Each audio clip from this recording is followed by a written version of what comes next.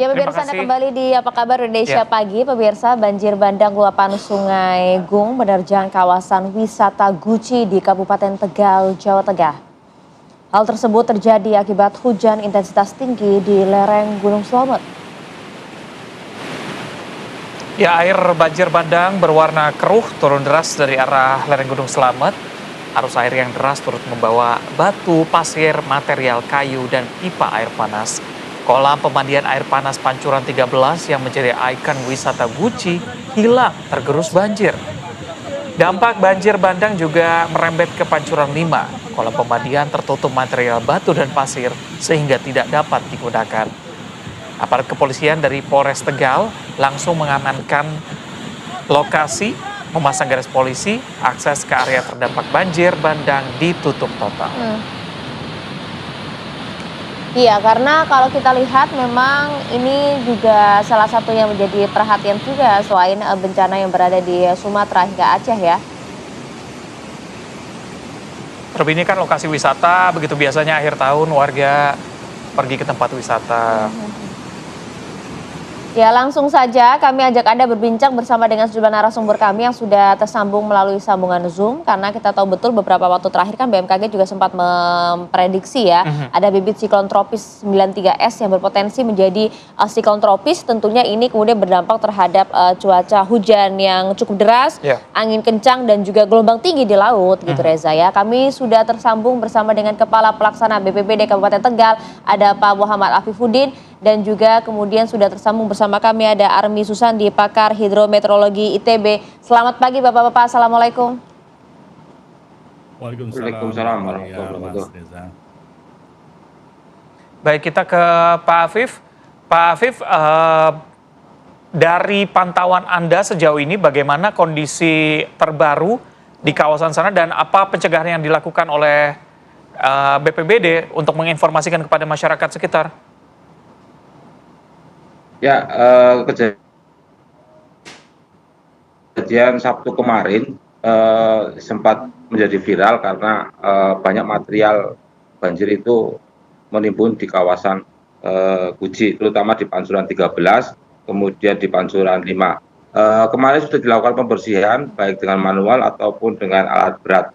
Cuma tadi kemarin sore, minggu sore terjadi hujan lagi dan hujannya lebih besar daripada yang hari Sabtu. Saya berada di lokasi selama 1 jam.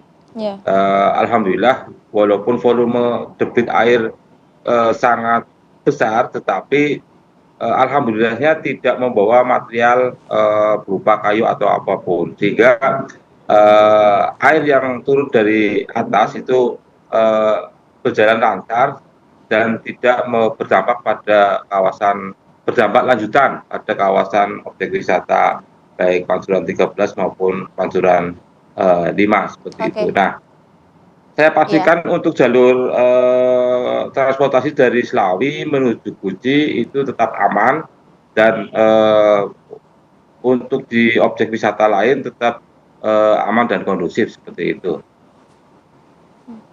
Ya, Pak Afif tadi sampaikan juga bahwa memang cuaca hujan cukup deras begitu. Saya langsung mau ke Pak Armi kalau begitu. Pak Armi, betulkah apa yang kita lihat terjadi di wilayah Tegal ini akibat adanya pengaruh dari bibit siklon 93S ini yang selama ini diperbincangkan?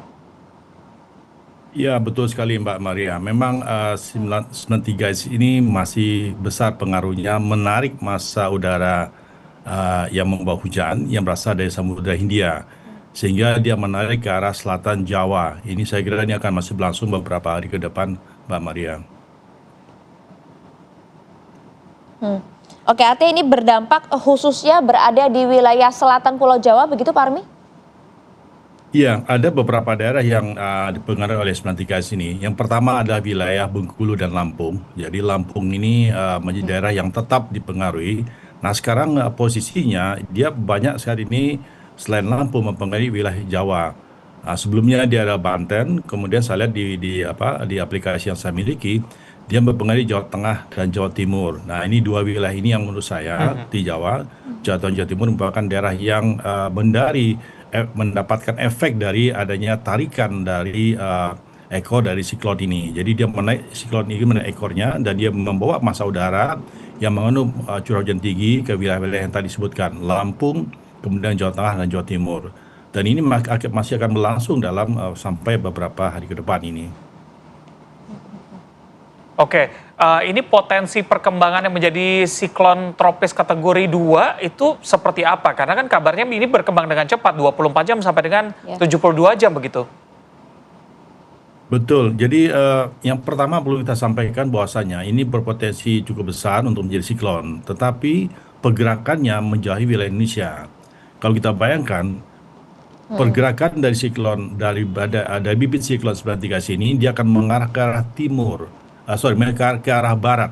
Jadi kalau ke kiri ke wilayah Indonesia, jadi dia akan bergerak terus menerus ke wilayah yang menjauh dari Indonesia.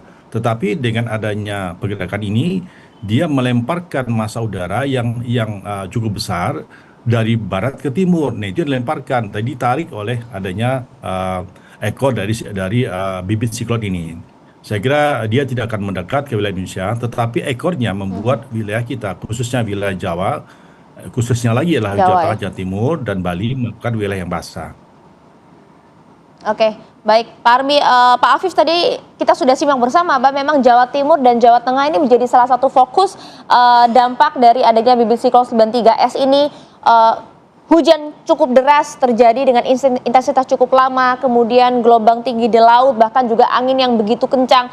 Apa yang kemudian akan dilakukan oleh BPBD setempat untuk menghindari adanya bencana yang tidak diinginkan di sana, Pak Afif? Oke, yang pertama yang kami lakukan saat ini kita sudah membentuk posko di jalur transportasi wilayah Sawi menuju kawasan wisata Guji. Itu ada beberapa pos, yang pertama di Yomani, kemudian di Bukit Siwuni, kemudian di Polsek Bojong, kemudian di Kedawung, serta di pusatnya ada di kawasan wisata Guji itu sendiri. Kita tempatkan personil bersama TNI Polri dan relawan PP yang ada di wilayah atas seperti itu, dan saling memberikan informasi seperti itu.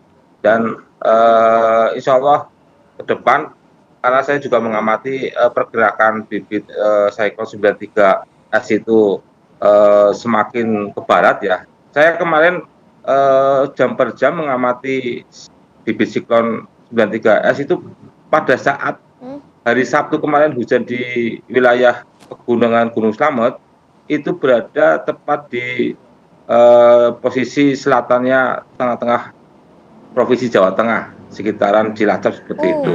Sehingga saya menduga seperti itu. Saya kira itu.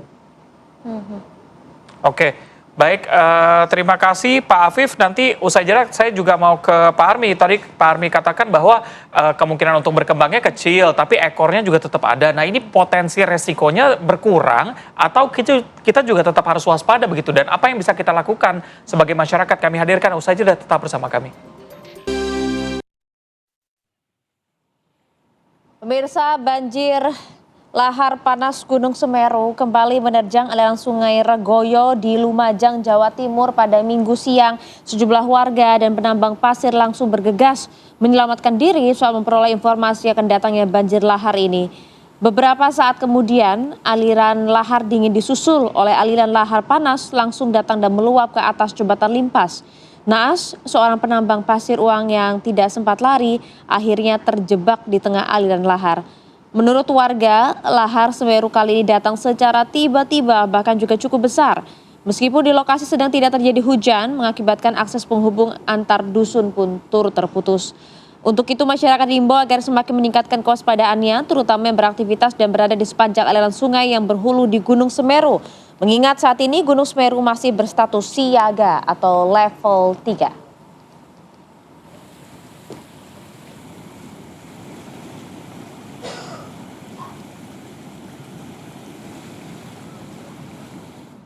Ya, lalu bagaimana kondisi terkini dari Sungai Regoyo? Sudah ada rekan kami Wawan Sugiarto yang melaporkan untuk Anda. Wawan, selamat pagi.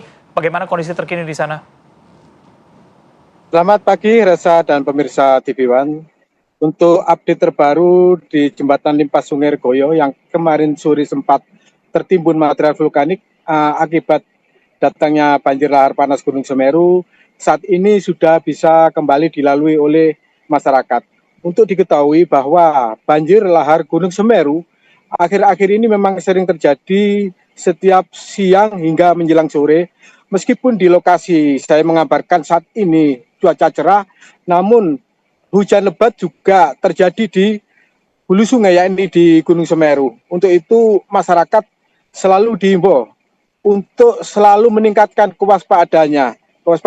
Masyarakat juga diminta memahami tanda-tanda alam jika di hulu sungai sudah mulai terjadi hujan atau gelap.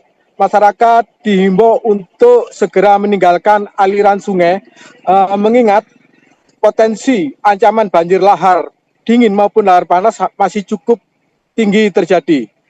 Begitu, Reza.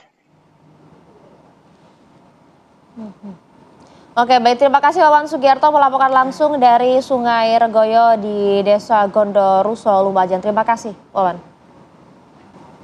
Baik, kita lanjutkan berbincang bersama dengan Pak Armi. Pak Armi, tadi sebelum jeda kan saya tanyakan ketika memang bibit siklon ini tidak berkembang, tapi tadi ada bilang ekornya juga ternyata berbahaya. Ini resikonya berkurang atau justru kita harus tetap waspada? Dan kabarnya ada juga memiliki data-data yang mau ditampilkan. Silahkan, Pak Armi.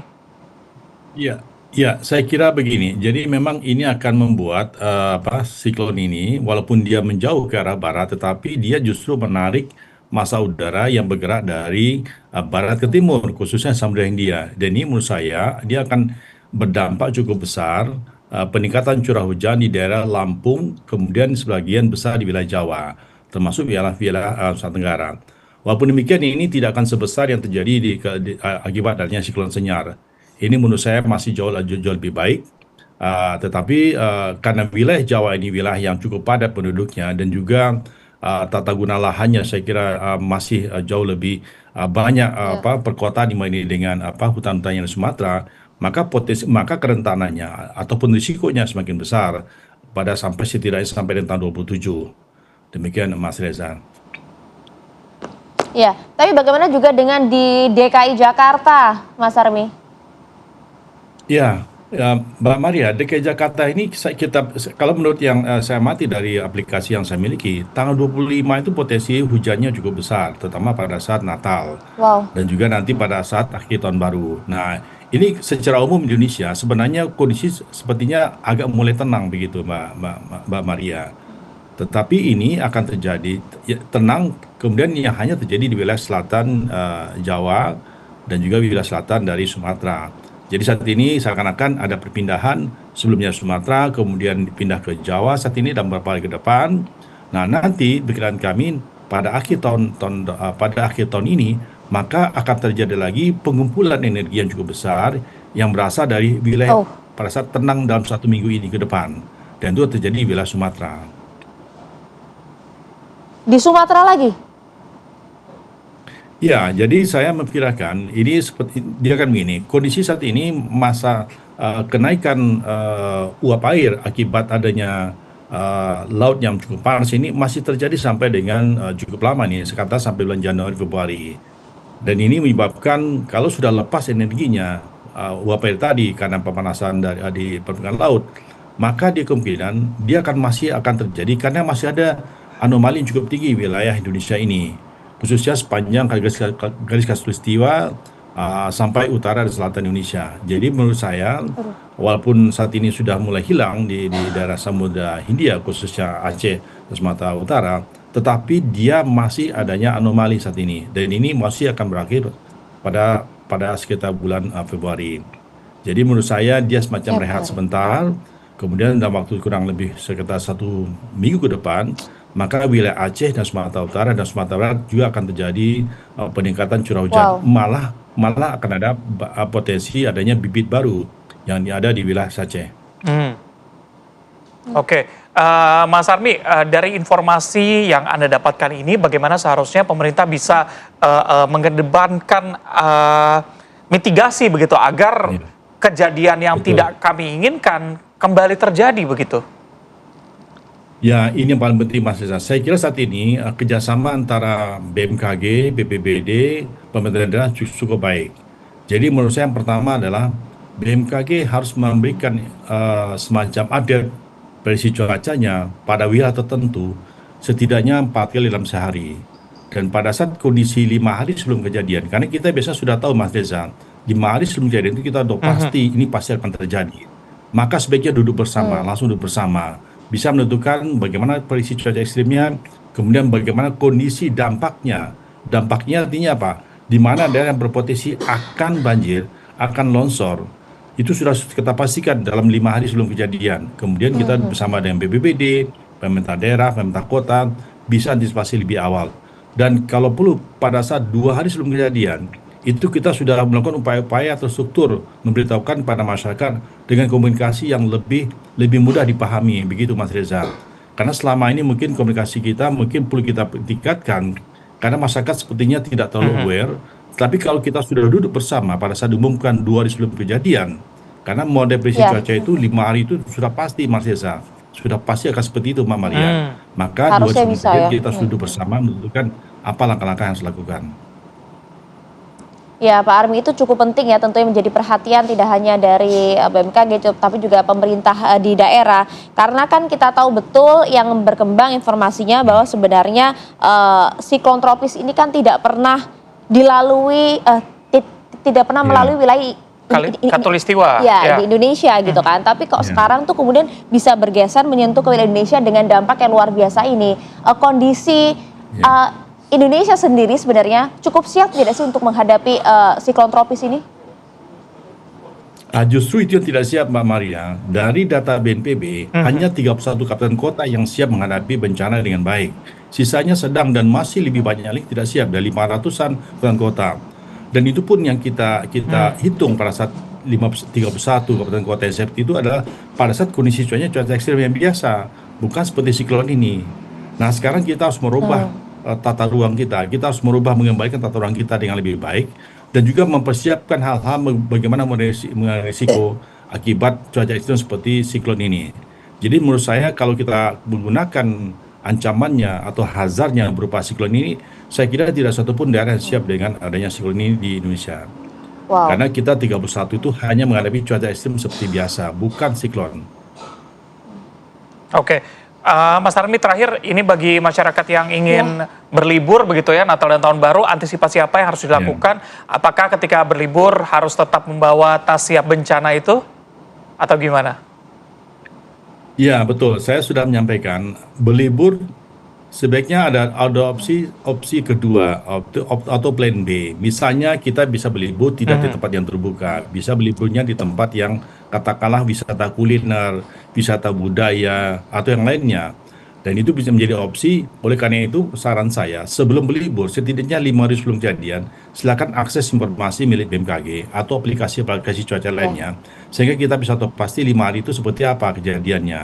Dan kalau sudah memang kita ingin tetap ke sana, maka tentunya upaya-upaya seperti kita mengamankan jangan sampai di tempat yang terbuka, kemudian kita sebaiknya berada di dalam gedung, itu adalah upaya-upaya yang harusnya kita lakukan pada saat kita ingin tetap libur tempat yang terbuka. Seperti itu Mas Reza. Baik, terima kasih Mas Armi Susandi, pakar hidrometeorologi ITB atas waktu bersama kami. Terima kasih banyak Mas. Sama-sama Mbak Maria, Mas Reza.